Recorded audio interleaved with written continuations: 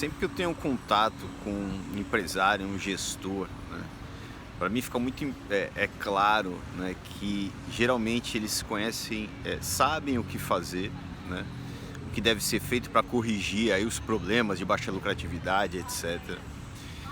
Alguns deles sabem até como fazer. Hoje a gente vive numa era, né, onde existe muita informação, né? Então, você está sendo a todo momento, né, sendo suprido de informação, né, para atacar, primeiramente, o que fazer e em alguns casos você aprofunde mais o teu conhecimento, né, o como fazer também. Agora, onde está o problema, ao meu ver, né, é o quando fazer, é o ritmo da implantação das coisas, né? Isso só é possível quando você tem um método, né, um caminho para se chegar a um objetivo. O passo a passo ele é muito importante, né? Quando você não tem dificuldade em dar o primeiro passo, você não dá nenhum, mesmo sabendo que é tudo que tem que ser feito. Por exemplo, né, quando você vai montar um quebra-cabeça, né?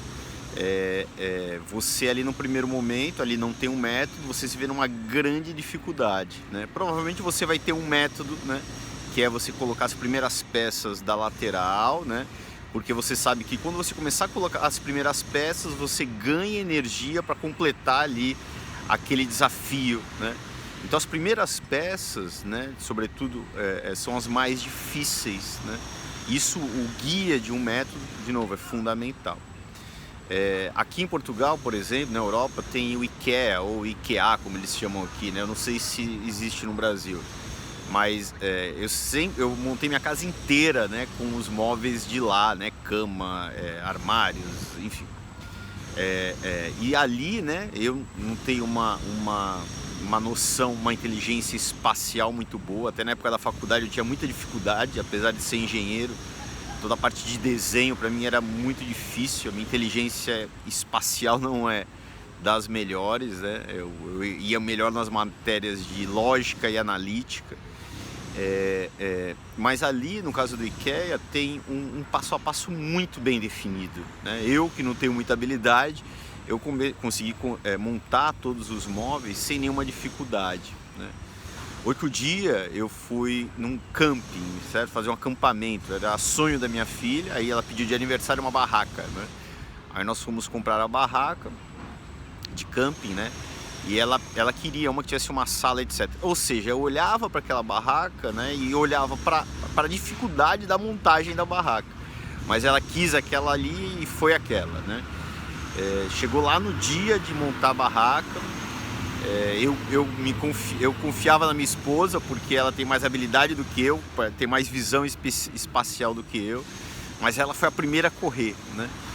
E o dia era um sol de 40 graus, eu com 2 filhos pequenos, já cansados da viagem, e eu tinha o desafio de montar a barraca.